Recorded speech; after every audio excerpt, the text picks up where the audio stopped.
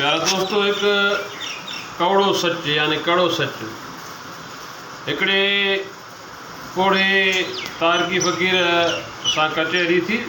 उनखे गबरी कुल्हे ते हुई, पंहिंजा थांव पीअण जो गिलास उनखे कुपड़ी हुई। मूंखे चयईं, साईं अव्हीं उलमा छा था कयो? साज़ वारे जी मानी या शादी वियांव काज खाइण जाइज़ आहे या न आहे? साज़ शादियुनि में इको साउंड घणा थी विया आहिनि ऐं चवणु लॻो त छा जेको साज़ वॼाए उन जी मानी न खाइजे या उन निकाह बि न पढ़िजे। चवणु लॻो त तव्हां उलमा किथे आहियो? माण्हू शराबी थी विया, माण्हू चुगलखोर थी विया, माण्हू व्याजी थी विया, माण्हू ज़िनाखोर थी विया, ऐं उलमा छो ख़ामोश आहियो?